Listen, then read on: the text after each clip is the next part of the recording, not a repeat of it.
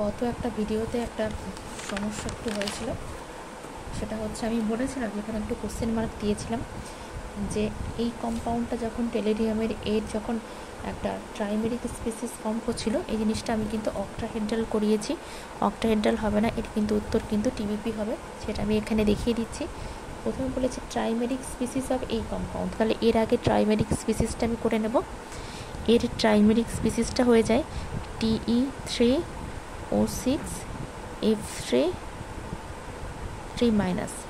এবার এটা কীরকম ওরিয়েন্টেশনে থাকে সেটা হচ্ছে TE অক্সিজেন, আবার TE অক্সিজেন, TE এর প্রতিটা এর সঙ্গে একটা O মাইনাস একটা ফ্লোরিন যুক্ত থাকে, একটা ফ্লোরিন একটা O মাইনাস, এর সঙ্গে নয়, প্রতিটা টেলিডিয়ামের সঙ্গে O মাইনাস একটা ফ্লোরিন, তাহলে এর সঙ্গে একটা O মাইনাস একটা ফ্লোরিন। এবার আমাকে বলেছে যে এই প্রতিটা টেলিডিয়ামের চারিদিকে জিওমেট্রিটা কেমন হবে, মানে এর জিওমেট্রিটা কি, এ জিওমেট্রিটা কি, এ জিওমেট্রিটা কি, বোঝা যাচ্ছে প্রত্যেকেরই এনভায়রনমেন্ট সেম, একটা যা জিওমেট্রি হবে প্রতিটার সেই একই রকম জিওমেট্রি হবে। তাহলে এবার টেলিডিয়াম মানে এটা কি অক্সিজেন সালফার সেলেরিয়াম টেলিডিয়াম, তাহলে অক্সিজেন গ্রুপে মানে 6টা থাকছে এর ভ্যালেন্স ইলেকট্রন যদি 6টা থাকে তাহলে এর 1টা 2টো 3টে 4টে অলরেডি সে ব্যবহার করছে, তাহলে তার আরও একটা কিন্তু লোন পেয়ার থাকা উচিত। এবার আগের ভিডিওটাতে আমি আরও একটা লোন পেয়ার দেখিয়ে ফেলেছিলাম, ঠিক আছে? তাহলে কি হবে, প্রত্যেকেরই তাহলে আরও একটা করে লোন পেয়ার থাকছে, তাহলে আরও একটা করে যদি লোন পেয়ার থাকে তাহলে এটা দেখতে কি হচ্ছে 1 2 3 4 5, মানে এটা কিন্তু অনেকটা এরকম হয়ে যাচ্ছে। এখানে টেলিডিয়াম চলে আসছে, লোন পেয়ারটা ধরুন এখানে, আর বাদ বাকি জায়গায় একটা করে থাকছে। এখানে ধরুন একটা O মাইনাস রয়েছে, এখানে ধরুন একটা O আছে, এখানে টেলিডিয়াম, এখানে একটা অক্সিজেন। যাই হোক, এটা কিন্তু দেখতে হয়ে যাচ্ছে কি TBP, ট্রাইগোনাল বাইপিরামিড। আমি আগেও একবার বলেছিলাম যে এখানে আমি ভুল কিছু শেখাবো না, আমি কিন্তু ওখানে বলেছিলাম যে আমার একটা জিজ্ঞাসা চিহ্ন লাগছে, এটা কিন্তু TBP হবে, তো সেটা আমি একটু কারেকশন করে দিলাম। মানে এখন ভিডিও করছি, এখন হচ্ছে 1:30 বাজে রাত আর কি, যার চোখটা হয়তো একটু লেগে গিয়েছিলো, মানে এর আগের ভিডিওটা জাস্ট 15 মিনিট আগেই করা, তো সেটার জন্যই একটা সামান্য একটা ভুল হয়ে গেছে, একটুখানি কারেকশান করে নেবেন। যদিও আগের ভিডিওটার কিন্তু আমি ডেসক্রিপশানে সেটা কিন্তু সুন্দর করে লিখে দিয়েছি, তবুও যদি বাই চান্স কারোর ভুল হয়ে যায় তাই আমি এটা সেকেন্ডবার কিন্তু বলে দিলাম। আমরা আজকের প্রশ্নতে চলে যাব। আমি বলেছিলাম যে কারো যদি কোথাও কোনো সমস্যা থাকে, এখানে আমার হোয়াটসঅ্যাপ নাম্বার দেওয়া রয়েছে, সেখানে কিন্তু আপনারা প্রশ্ন উত্তর আমাকে কিন্তু করলে, এখন আপাতত যেহেতু কেমিক্যাল বন্ডিংটা করানো হয়েছে, কেমিক্যাল বন্ডিং থেকে যদি কোনো প্রশ্ন উত্তর বেঁধে গিয়ে থাকে সেটা কিন্তু আপনি যদি পাঠান তাহলে আমি কিন্তু সলভ করে আপনাকে আবার রিটার্ন করে দেওয়ার চেষ্টা করব।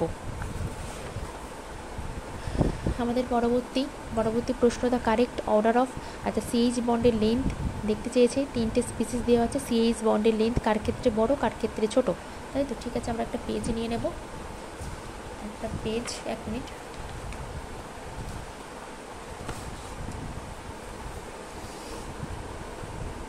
প্রথমেই আছে, এই প্রশ্নগুলো কিভাবে আমি সলভ করব সেটাই আমাকে শিখতে হবে। এই ধরনের প্রশ্ন আসলে আমি কেমনভাবে সলভ করব, ফার্স্টেই আমাকে আগে কি ছবিটা আঁকতে হবে, জিওমেট্রিটা কেমন আছে এক্স্যাক্টলি না হলেও হবে, মোটামুটি একটা জিওমেট্রি আমি করলাম, ঠিক আছে? মোটামুটি একটা জিওমেট্রি আমি করলাম।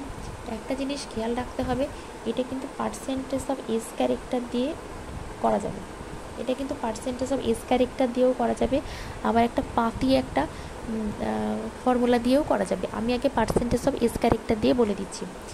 এই যে ফ্লোরিন অ্যাটমটা রয়েছে, এটা কিন্তু খুব হেট করে, মানে এ কিন্তু পার্সেন্টেজ অফ এস ক্যারেক্টার হেটার, ঠিক আছে? এ কিন্তু ঘৃণা করে। আচ্ছা, fluorine hate percentage of SK ঘৃণা করে, তাহলে এও ঘৃণা করছে, তিনটেই যদি পার্সেন্টেজ অফ এসকে ঘৃণা করে তাহলে এই সমগ্র পার্সেন্টেজ অফ এসে বেড়ে যাচ্ছে কিন্তু 3 ভাগ, পার্সেন্টেজ অফ এসটা কিন্তু এর ক্ষেত্রে ইনক্রিজ করে যাচ্ছে। 3জনই ঘৃণা করছে মানে 3জনের পার্সেন্টেজ অফ ভাগের এসটা কিন্তু এর ক্ষেত্রে বেড়ে যাচ্ছে। এই 2জন ঘৃণা করছে, 2জনের ক্ষেত্রে পার্সেন্টেজ অফ এসটা কিন্তু বাড়ছে। এর ক্ষেত্রে কী হচ্ছে, 1জন ঘৃণা করছে আর 3জনের ক্ষেত্রে পার্সেন্টেজ অফ এসটা বাড়ছে। তাহলে পার্সেন্টেজ অফ এস বাড়ছে, এর ক্ষেত্রে সব থেকে বেশি, তারপরে এটাকে যদি আমি এ বলি, এটাকে যদি বি বলি, এটাকে যদি সি বলি, তাহলে এর ক্ষেত্রে সব থেকে বেশি পার্সেন্টেজ অফ এস বাড়ছে, তারপরে কিন্তু সেটা বাড়ছে বি এর ক্ষেত্রে, তারপরে বাড়ছে সি এর ক্ষেত্রে। ঠিক আছে, এবার হচ্ছে সূত্রটা হচ্ছে percentage of S proportional to 1/, bond length. তাহলে আমি কিন্তু উত্তর পেয়ে গেছি, percentage of S proportional to 1/, bond length. তাহলে এর উত্তরটা হয়ে যাবে C greater than B greater than A. তাহলে উত্তর কি, এটার হচ্ছে বন্ড লেন্থ সব থেকে বেশি, তারপরে এটার, তারপরে এটার, মানে আমি কিন্তু পেয়ে গেছি এটার সব থেকে বেশি, তাই তো? তাহলে কি, এই যে ডি অপশানটা তাহলে ঠিক, এর সব থেকে বেশি, তারপর এটার, তারপর এটা। তাহলে যদি আমি পার্সেন্টেজ অফ এস দিয়ে যদি আমি বিষয়টাকে করতে যাই, তাহলে কি হবে, আমি দেখে নাও ফ্লোরিন হচ্ছে সব থেকে বেশি পার্সেন্টেজ অফ এসকে ঘৃণা করে। ফ্লোরিন ঘৃণা করছে 3টে ফ্লোরিন, এর ক্ষেত্রে সব থেকে বেশি পার্সেন্টেজ এস বাড়ছে। পার্সেন্টেজ এস সব থেকে বেশি বাড়া মানে বন্ড লেন্থ সব থেকে বেশি কমছে, এর ক্ষেত্রে মিডিয়াম বাড়ছে, আর এর ক্ষেত্রে সব থেকে কম বাড়ছে। এবার আমি বলেছিলাম একটা পাতি জিনিস দিয়ে বোঝাবো। পাতি জিনিস মানে কি, পাতি জিনিস হচ্ছে, দেখুন এই হচ্ছে ফ্লোরিন সব থেকে বেশি ইলেকট্রোনেগেটিভ, তাই তো? তাহলে বন্ডিং ইলেকট্রনকে সব থেকে বেশি কাছের দিকে টানছে, এও টানছে, এও টানছে, তাহলে এর উপরে কিন্তু একটা টানাটানিতে এই কার্বনের উপরে কিন্তু ইলেকট্রন প্রায় নেই, সব এরা টেনে নিচ্ছে। তাহলে কি হবে, এই কিন্তু এই ইলেকট্রনটাকে খুব বেশি কাছের দিক টানার চেষ্টা করছে, যার ফলে অটোমেটিক্যালি কি এটা খুব টাইটলি হোল্ড হয়ে যাচ্ছে, এই বন্ড লেন্থটা কিন্তু অটোমেটিক্যালি ছোট হয়ে যাচ্ছে, অনেক বেশি কাছাকাছি চলে আসছে। এর ক্ষেত্রে সেই জিনিসটা একটু কম হচ্ছে, এর ক্ষেত্রে সেই জিনিস আরও কম হচ্ছে, কারণ এই 3টে আছে আর একটা মিলে টানছে। ঠিক আছে, এইভাবেও কিন্তু এটা ব্যাখ্যা করা যেতে পারে, তবে পার্সেন্টেজ অফ এস দিয়ে করাটাই ভালো। ঠিক আছে, তাহলে এটাই মনে রাখবেন, percentage of S inversely proportional to bond length হয়ে যায়। এটা কিন্তু একটা ভীষণ ভালো প্রশ্ন, এবং এই ধরনের প্রশ্ন কিন্তু আসতেই পারে, এই ধরনের প্রশ্ন কিন্তু আসতেই পারে, এবং এই ধরনের প্রশ্ন আসলে কিন্তু একটা কনফিউশন, বেশ একটা ভালো রকম কনফিউশন ক্রিয়েট হয়, কিন্তু পার্সেন্টেজ অফ এস দিয়ে খুব সহজেই এটা কিন্তু আমরা বার করে নিতে পারবো। সেকেন্ড, এক মিনিট, আমার সেকেন্ড প্রশ্নটা কি, দ্য কম্পাউন্ড উইথ, এক মিনিট সেটা পুরো গন্ডগোল হয়ে গেছে, একটু ক্ষমা চেয়ে নিচ্ছি, সেট আপের একটু গন্ডগোল হয়ে গেছিলো, বুঝতে পারিনি আসলে স্কেলের উপরে দিয়ে করি, তো স্কেলের উপরে একদিন দেখাবো কীরকম সেট আপে করি। আসলে এর থেকে ভালো সেট আপ মানে করার মতো সময় সুযোগ কোনোটাই আমার হয় না। ঠিক আছে, আচ্ছা 4-এর দাগ আমরা 40-এর দাগ, আমরা কিন্তু কেমিক্যাল বন্ডিংয়ে 40টা প্রশ্ন করে ফেলেছি, কেমিক্যাল বন্ডিংয়ে 40তম প্রশ্ন, the compound with planar geometry. কোন কম্পাউন্ডের প্ল্যানার জিওমেট্রি? এর মধ্যে নাইট্রোজেনের যে কম্পাউন্ডটা রয়েছে, কিন্তু এর তো অবশ্যই প্ল্যানার জিওমেট্রি নয়, কারণ নাইট্রোজেন সবসময় প্যারামিডাল জিওমেট্রিতে থাকে, কিন্তু নাইট্রোজেনে একটা কম্পাউন্ড কিন্তু এর ব্যতিক্রম হয়ে যায়, সেটা হচ্ছে কি নাইট্রোজেন SiH3। ঠিক আছে, এই কম্পাউন্ডটা কিন্তু ব্যতিক্রমী, কারণ এর যে এই লোন পেয়ারটা এর ক্ষেত্রে ভ্যাকেন্ট অরবিটালের মধ্যে চলে যায়, যার ফলে এটা কিন্তু প্ল্যানার হয়ে যায়, এটা কিন্তু এক্সেপশন। বাকি নাইট্রোজেনের কোনো কম্পাউন্ডই কিন্তু প্ল্যানার হয় না, সব পাইরামিডাল। তাহলে এও হলো না, দুটাই প্ল্যানার হলো না। CF3 কখনোই হবে না, কারণ কি হয়, এর ক্ষেত্রে একটা র্যাডিক্যাল থাকে আর বাকিগুলো F, তো এটাও কিন্তু পাইরামিডাল জিওমেট্রিতে থাকে একমাত্র, তাহলে এইটাই বাকি থাকছে, এবং এটাই হতে যে উত্তর। দেখুন এটা কিন্তু BF3 ওই একই রকম, এটা কিন্তু বোরন ফ্যামিলিতেই থাকে, সুতরাং এটাই কিন্তু একমাত্র প্ল্যানার জিওমেট্রি থাকবে। ঠিক আছে, বোরন, অ্যালুমিনিয়াম, গ্যালিয়াম, তাহলে কি ওই একই ফ্যামিলিতে থাকছে, বোরনের ক্ষেত্রেও কিন্তু প্ল্যানার হয় তো, তাই তো? এই গ্যালিয়ামের ক্ষেত্রেও কিন্তু ওই সেম একই রকমই হয়। ঠিক আছে, তবে এই একটা জিনিস একটুখানি আপনারা খেয়াল রাখবেন, নাইট্রোজেনের কোনো কম্পাউন্ডে কিন্তু প্ল্যানার হয় না, একমাত্র এই সিলিকন দিয়ে যখন থাকবে তখন কিন্তু সেটা প্ল্যানার হয়ে যায়, কারণ এই লোন পেয়ারটা কিন্তু তার ভ্যাকেন্ট অরবিটালের মধ্যে শিফট করে, যার ফলে কিন্তু প্ল্যানার একই প্লেনে তারা চলে আসে। আচ্ছা, তারপরে প্রশ্নগুলো একটু দেখে নেব। পরের প্রশ্নতে কি আছে, which of the following statement is correct? IF5 is non polar. আচ্ছা, IF5 পোলার কি পোলার নয় সেটা বলতে গেলে আমাকে আগে IF5-এর শেপটা আগে দেখে নিতে হবে। IF5Z, আমি প্রথমে হাইব্রিডাইজেশনটা বার করব বাই 2, তো এর ক্ষেত্রে 7টা 5টা, তাহলে হয়ে যাচ্ছে কি 6টা, মানে অক্টাহেড্রাল, কিন্তু একটা রয়েছে, তাহলে একটা লোন পেয়ার থাকবে। এইগুলো একটু VSE পেয়ারটা একটুখানি দেখে নিলেই আপনারা বুঝতে পারবেন, এত ঝটপট করে আপনারা দেখা গেল এরপরে আরও ঝটপট করে করছেন। ঠিক আছে, এটা লোন পেয়ার, বাদ বাকি সবগুলো আমরা ফিল আপ করবো কিন্তু ফ্লোরিন দিয়ে। বোঝাই যাচ্ছে এটা প্ল্যানার হবে কি না।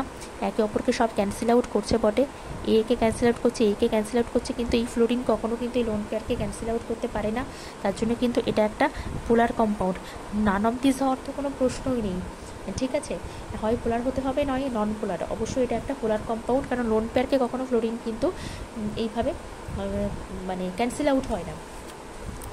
বেশ, আমরা 42তম প্রশ্নে চলে এসেছি কেমিক্যাল বন্ডিংয়ের। এটাই আজকে লাস্ট প্রশ্ন। আচ্ছা, দ্য ইলেকট্রনিক কনফিগারেশন, একটা ইলেকট্রনিক কনফিগারেশন দেওয়া আছে। Which one of the following statement is correct? কোন স্টেটমেন্টটা কারেক্ট বলতে হবে। বলেছে অন আয়োনাইজেশন। আয়োনাইজেশন মানে কি? একটা ইলেকট্রন চলে যাবে, বেরিয়ে যাবে। It's bond order decrease or bond length increase. আচ্ছা, আয়োনাইজেশন। আচ্ছা, একটা জিনিস আপনারা বলুন, আমরা এটা না দেখে দেখেই করবো, আমরা ক্যালকুলেশনটা খুব একটা যাবো না।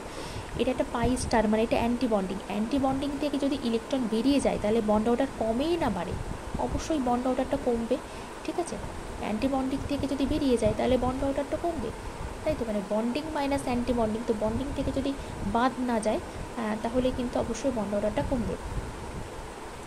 তো এক্ষেত্রে আমাদের বন্ড অর্ডার কত আছে আমরা একটু দেখে নেব। যদি এটা বুঝতে অসুবিধাও হয়, আমরা বন্ড অর্ডারটা একটু দেখে নেব। বন্ড অর্ডার বাই 2, বন্ডিং কত আছে? স্টার না হলে সেগুলো সব বন্ডিং। 2, আচ্ছা 6, 6 আর 2, 6 আর 2 8টা, তাই তো। মাইনাস 2 আর 1 3, মানে 5/2 মানে 2.5 আছে।